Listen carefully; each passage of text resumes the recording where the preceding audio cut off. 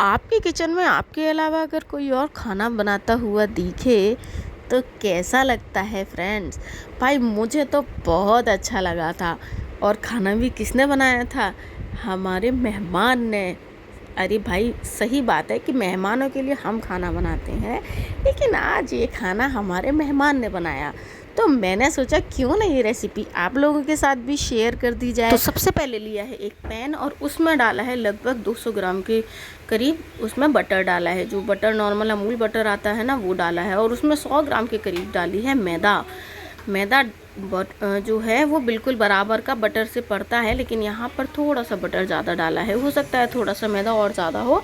Accurate quantity मैंने नहीं ली क्योंकि ये मैंने नहीं बनाया, मेरे नंदोई जी ने बनाया है, तो उनके हाथों से मुझे समझ नहीं आ रहा था कि क्या है। तो लगभग 100 से 150 ग्राम के करीब मैदा होगा और 200 ग्राम से 250 ग्राम के करीब इसमें होगा बटर।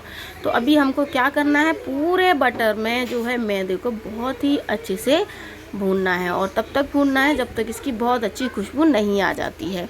और इसको लो टू मीडियम फ्लेम पर ही भूनिएगा ताकि बहुत अच्छे से भुन जाए। ये मेरी मीडियम फ्लेम चल रही है, तो इन्होंने इसके बाद में क्या किया था, लो फ्लेम कर दिया था और लो फ्लेम पर इसको भूना था, यानी कि लो टू मीडियम फ्लेम आप बहुत अच्छे से भून सकते हैं। ये बन रहा है वाइट सॉस, और वाइट सॉस में क्या रहता है ना कि जितना आपका मैदा होता है उसकी ही क्वांटिटी डबल आप कर दीजिए, तो मक्खन बहुत अच्छा ये सॉस बन जाता है। ठीक है, तो यही कंटिन्यूस इसको भूनते रहे हम। और भूनने के बाद में देखिए मैंने क्या किया है, एक तरफ लिया है एक पतीले में दूध, 1 लीटर से लगभग 1.25 लीटर के करीब दूध था, यानी कि 1 लीटर 200-250 ग्राम के समथिंग। तो वो एक तरफ बॉईल करने के लिए रख दिया है। और उस दूध में क्या डाला था भाई, ये तो मैंने कभी नहीं किया। वाइट सॉस तो मैंने पहले बहुत बनाया है, वाइट सॉस पास्ता बनाया है और भी बहुत सारी रेसिपीज़ बनाई हैं, बट जो वाइट सॉस में इन्होंने जो एक चीज़ करी थी वो मुझे अभी न्यू पता पड़ी थी, तो मैंने उस चीज़ को सीखा है और उन्होंने बोला था कि इससे बहुत ही अच्छा टेस्ट आ जाता है। तो क्या हुआ ना, यहाँ पर थोड़ा सा बटर कम लग रहा था, तो आधा टिक्की यानी कि 50 ग्राम के आसपास बटर और डाल दिया था। तो देखिए मैंने बोला था ना आपको, दूसरी साइड दूध बॉईल होने के लिए रखा हुआ है, तो दूसरे गैस पर जो बर्नर पर है दूध बॉईल होने के लिए रखा हुआ है, जिसमें इन्होंने डाला है 2 तेज पत्ता, 2 से 3, और इसमें डालेंगे एक बड़ा प्याज, जिसके अंदर 8 से 10 लौंग लगाएंगे। लौंग वही जो फूल वाली होती है, पूजा में भी चढ़ती है, ठीक है, जिसको हम क्लोव बोलते हैं। तो 8 से 10 वो लौंगे लगाएंगे उस प्याज में, और प्याज के अंदर उस लौंग को फिट करने के बाद, जो प्याज है मीडियम साइज़ का है, तो उस प्याज को डाल देंगे दूध में। ये कच्चा ही दूध था, हमने कच्चे ही दूध में डाल दिया था, और चिंता ना करें ये फटेगा नहीं प्याज डालने के बाद में। तो ये देखिए बहुत ही अच्छे से दूध भी बॉयल हो गया है, और यहाँ पर जो हमारा मैदा था यानी कि वाइट सॉस के लिए जो प्रिपरेशन कर रहे थे वो भी तैयार हो चुकी है ऑलमोस्ट। तो जब दूध हमारा बॉयल हो गया ना, तो उन्होंने क्या किया, एक तरफ जो है ये जो जायफल, जो जायफल होता है ना, जायफल को घिस रहा है, आप सामने देख सकते हो, ये मेरा भाई है, ये जायफल को घिस रहा है। और तो देखिए दूसरी तरफ जायफल घिसा जा रहा है, एक तरफ दूध अच्छे से बॉईल होने के लिए रखा हुआ है, और दूसरी तरफ जो सॉस के लिए मैदा जो है वो बहुत अच्छे से भुन चुका है बटर के अंदर। तो ये सारा मैदा जितना था ना दूध बॉईल होने के बाद में उसके अंदर डाल दिया, और उसको कंटिन्यूअस जो है स्टर करेंगे। अगर आप चाहते हैं ना, ये मिक्सर जो मैं तो भूल जाती हूँ नाम क्या होते हैं, इससे आप मिक्स कर सकते हैं, और अगर आप चाहते हैं तो स्पैचुला से भी आप आराम से मिक्स कर सकते हैं। विस्कर, तो विस्कर से मिक्स करिए अच्छे से, और करने के बाद में इसमें 1 पैकेट पूरा डाइस चीज़ का डाल दिया है। जो चटर चीज़ आता है ना, छोटे छोटे टुकड़े होते हैं मार्केट में, वो पूरा पैकेट इसी सॉस के अंदर में उन्होंने डाल दिया है। और गैस की फ्लेम को स्लो करा हुआ है और कंटिन्यूअस इसको चला रहे हैं। मैं यहाँ पर आपको याद लगा दूं कि अगर आपको वीडियो पसंद आ रहा हो तो प्लीज़ लाइक, शेयर और सब्सक्राइब करना ना भूलिएगा। ये आपको सब्सक्राइब ज़रूर करना है प्लीज़। तो चलिए आगे के लिए आपको बताते हैं। तो आगे वीडियो में जो है, और उसमें सॉस को बहुत अच्छे से, यानी कि सॉस में वो बहुत अच्छे से उन्होंने मिक्स किया था, और इतनी देर तक मिक्स किया था कि वो एकदम स्मूथ सॉस बन गया था। गैस की फ्लेम कंटिन्यू है, बंद नहीं हुई है, बिल्कुल स्लो फ्लेम है गैस की, और कंटिन्यू रखी हुई है। उसके बाद में इन्होंने गैस का फ्लेम ऑफ किया था। दूसरी तरफ बना रहे थे जलजीरा, भाई गर्मी का समय था तो सबको जलजीरा भी चाहिए था। तो देखिए फ्लेम स्टार्ट है उसकी, और देखिए कंटिन्यूस इसको चलाते हुए मिला रहे हैं। उसके बाद उसमें डाल दिया था जायफल, जो जायफल के साथ था ना वो जायफल डाला था, और फिर डाला था उसमें नमक अपने स्वाद अनुसार डाला था। तो उसको काफ़ी अच्छी से काफ़ी देर तक मिलाने के बाद में उन्होंने मेरे को टेस्ट करने के बोला, और मैंने टेस्ट भी किया था उसका नमक। मैंने उनको बताया कि नमक ओके ओके है। तो देखिए उसके बाद तो जो बरसात हुई है ना, आप ये समझिए कि बस इतना अच्छा लग रहा था देखकर, इतना सेटिस्फाइंग लग रहा था। तो ये बनने जा रहा है कॉलीफ्लावर चीज़, ठीक है।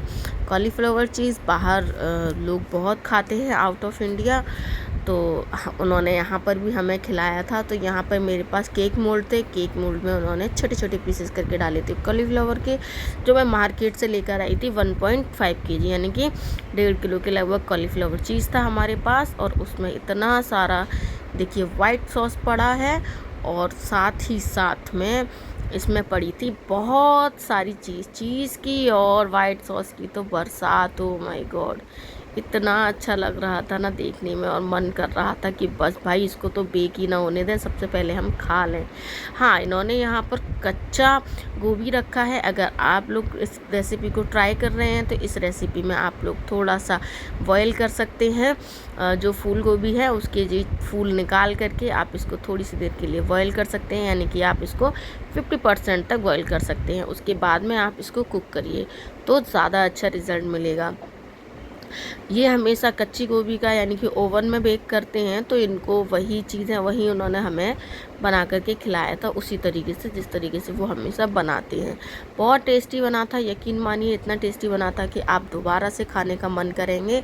कोई झंझट नहीं, कोई कुछ नहीं। और आप देख रहे हैं चीज़ की बरसात के साथ साथ वाइट सॉस की भी बरसात हो रही है। इतना चीज़ तो हमें खाने के बाद में मोटापा भाई बहुत ज़रूरी है। इतने चीज़ खाने के बाद में तो मोटापा आना ही आना है, बट कोई नहीं।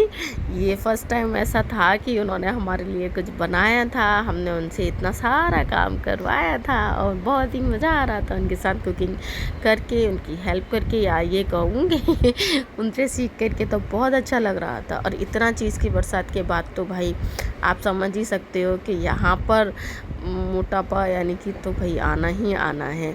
तो देखिए जो बचा कुचा सॉस था ना, वो भी मेरा भाई कंजूस इतना चूस के निकाल रहा था उसको, और उससे ज़्यादा कंजूस मैं थी, आपको आगे वीडियो में पता पड़ेगा।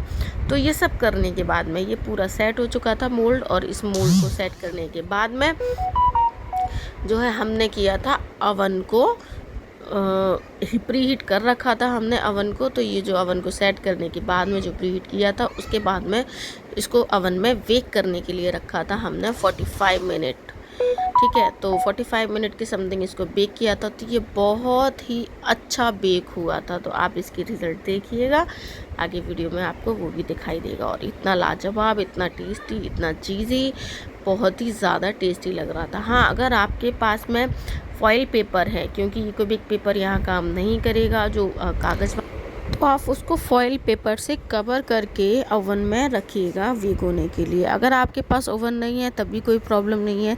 जैसे हम कढ़ाई में बाटी बनाते हैं, या फिर कढ़ाई में भी हम लोग केक बनाते हैं, यानी कि एक कढ़ाई लीजिए, आप गैस पर चढ़ाइए, उसमें डालिए आधा ग्लास पानी, और कढ़ाई के तले पर कोई भी कटोरी या कोई भी ऐसी चीज़ सरफेस पर रख दीजिए जिससे कि थोड़ा सा ऊपर हो जाए, और उसमें डालिए मोल्ड और ढक करके रख दीजिए। और फिर से 15 मिनट तक आप वेट कीजिए, और 15 से 20 मिनट में एकदम बढ़िया कॉलीफ्लावर चीज़ बन करके तैयार हो जाएगा। तो देखिए हम कर रहे हैं ओवन में, अगर आपके पास ओवन है तो आप भी ओवन में करिएगा।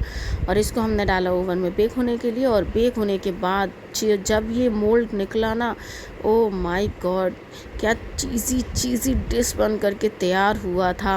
और हम सब लोग तो भाई वेट कर रहे थे कि आज रवि के हाथ का डिनर खाने के लिए मिलेगा, क्योंकि आज हमने डिनर में और कुछ नहीं बनाया था, सिर्फ और सिर्फ यही बनाया था। इसके अलावा बहुत सारी चीज़ें थी घर में, लेकिन अगर स्पेशल डिनर के लिए बोलें तो सिर्फ और सिर्फ हमने कॉलीफ्लावर चीज़ बनाया था। जस्ट क्योंकि ये इंस्ट्रक्शंस, यानी कि ये जो है वो हमारे रवि जी का कहना था कि आज डिनर में कॉलीफ्लावर चीज़ ही खाएंगे हम। तो ठीक है, जैसी रवि जी की मर्ज़ी, जैसे नंदोई जी की मर्ज़ी। भाई कौन सा वो हमारे पास रोज़ आए थे, क्योंकि इतने सालों के बाद वो हमारे पास आए थे, तो हम भी उनके पसंद का एक डिनर कर सकते हैं, क्योंकि जब से वो आए हैं तब से हमारी ही पसंद का खाना खा रहे हैं, चाहे वो ब्रेकफास्ट हो, चाहे वो लंच हो या फिर वो डिनर हो। तो आज बारी है रवि की और रवि के पसंद के डिनर की। ऐसा नहीं है कि उनकी पसंद का डिनर नहीं कराया मैंने, यानी कि उनकी पसंद का खाना नहीं दिया, मैंने दिया है, बट क्योंकि वो मैंने खुद बनाया है अपने हाथों से, तो अब मैं भी तो भाई किसी और के हाथों का कुछ खा लूँ, क्योंकि हमेशा मैं ही बनाती हूँ अपने हाथों से। तो ये देखिए एकदम बेक होकर के तैयार हो चुका है और आप देख रहे हैं, वाह क्या टेस्टी, एकदम चीज़ी दिखाई दे रहा है। इसके ऊपर आप डालिएगा जो मिक्स हर्ब्स आते हैं वो, और सर्व कीजिएगा सबको और खिलाइएगा एकदम मस्त। यकीन मानिए, आप इसको जब सबको सर्व करके खिलाएंगे ना, सब लोग उंगलियां चाटते रह जाएंगे और आपके हाथों को तो चूम लेंगे। और तो और भाई बहुत तारीफ़ें बटोरने वाले हैं आप अगर इसको बनाएंगे तो। कोई ज़्यादा झंझट भी नहीं, बहुत आराम से बनने वाली रेसिपी है और एक नई रेसिपी है। तो अगर आपको ये रेसिपी पसंद आई हो तो वीडियो को लाइक कर दीजिए, और जो चैनल पर नए हैं वो वीडियो को सब्सक्राइब ज़रूर कीजिएगा। कमेंट करके बताइएगा कि आप लोगों ने कभी कॉलीफ्लावर चीज़ बनाया है या फिर किसी रेस्टोरेंट वगैरह में खाया है या नहीं खाया है। कमेंट करके मुझे बताइएगा ज़रूर। और फिर से आपसे बस यही एक बार रिक्वेस्ट कर दूँ कि लाइक शेयर सब्सक्राइब करना ना भूला करें, ठीक है। तो फ्रेंड्स बताना ज़रूर। और हम तो चले भैया इसको खाने के लिए, क्योंकि इतनी चीज़ी डिश है तो भैया सबसे पहले हमारा खाना बनता है, क्योंकि हम खिलाते भी तो हैं सबसे पहले। ऐसा कुछ नहीं है, मैंने टेस्ट करके देखा था और भाई इतना टेस्टी और इतना यम्मी था ना। और हमारे रवि ने और भाई ने सबके साथ मिलकर के मेरे साथ मिलकर के सर्व किया था सब लोगों के लिए, और सब लोगों ने खाया था।